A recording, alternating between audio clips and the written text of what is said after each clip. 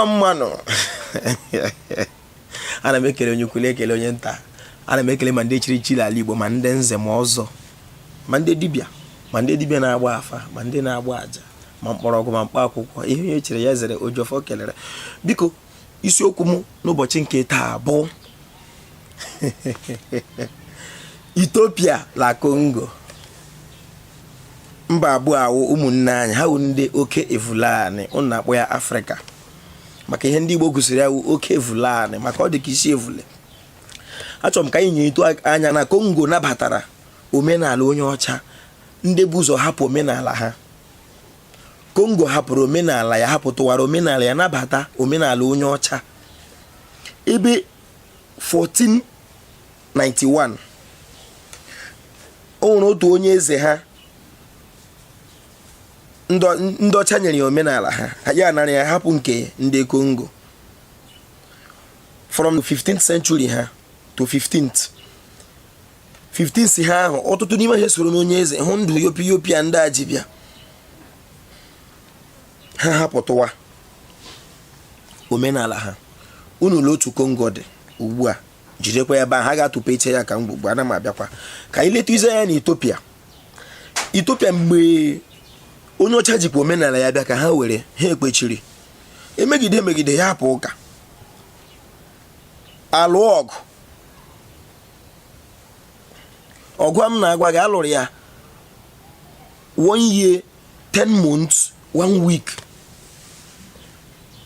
ekpechiri gbaa Ethiopia emerie. Ọ dị nkọwa agha adụa ha alagharị akwa dị ekwe ya jikerekwa ọzọkwa.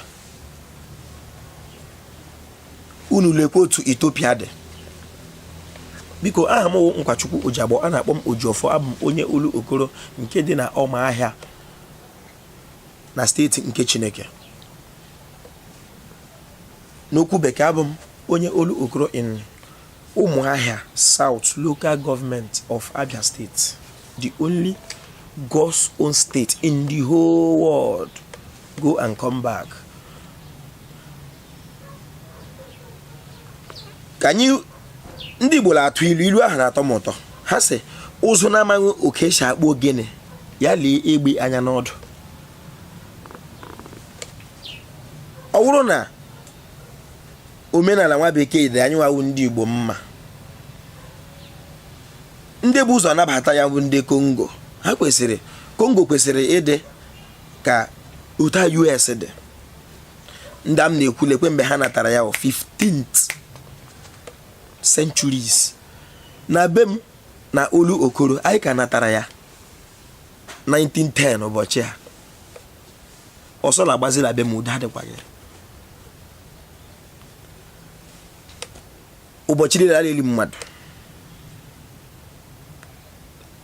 Mgbe anyị na-akakpa na nka,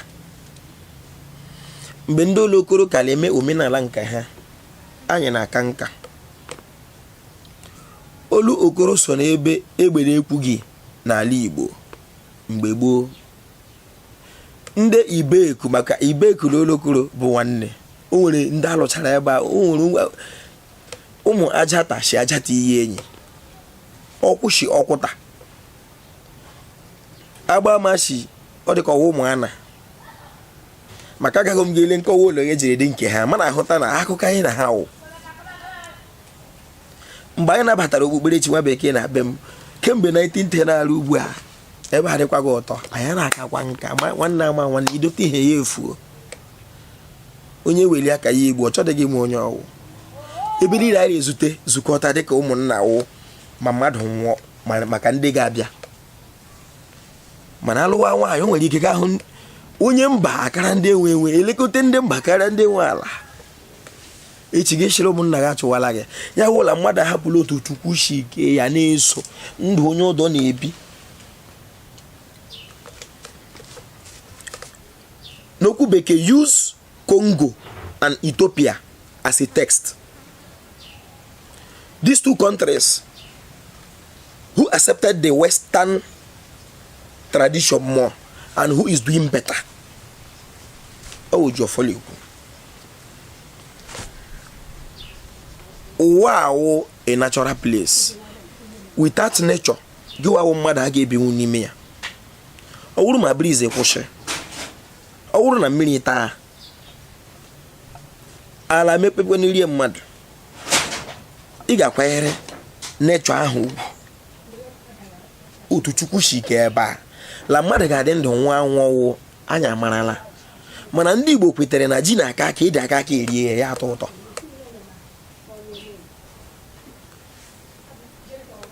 Otu Chukwu si ike gị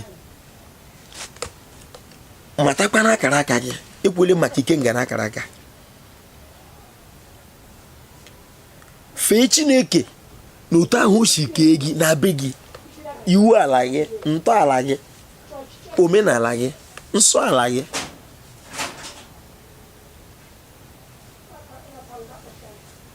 Gaa hụ na ebe a wee ebe obibi nyere mụ na gị.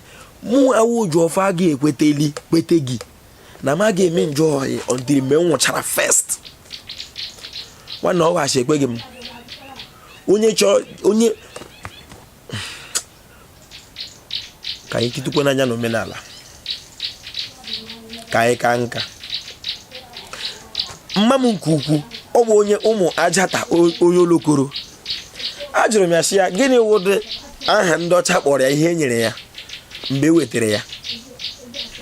Ya sị m na ihe ọtọ ya wụla ọ maghị na ọ jụkwara nna ya nna sị so akọwafuru n'ife ọ bụ n'okwu ofe nke anyị, maka mụ onye m azụrụ m ihe ime nchi iso okwu banye m sụba ya ime.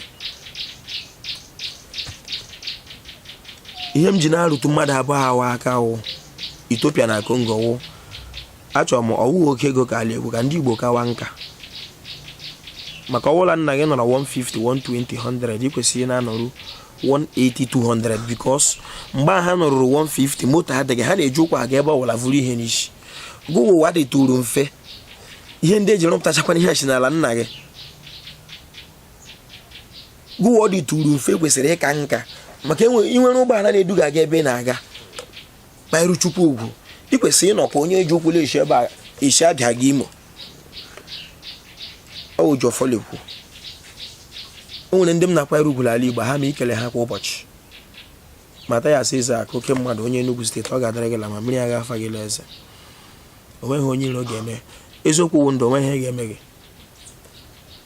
Obi Kubana iwe oke mmadụ, o nwere mmanya ịrọrọ m na-ata eto maka m chewe ihe mebiri ebe o nwere ike nwa agbara gba BP, maka BP na ha ewetedela aka. O nwere ihe ndị na-ewetara aka ya na-eche ihe ndị ahụ. For example, virgin n'oge nke anyị a na-akpọ ya sweet 16.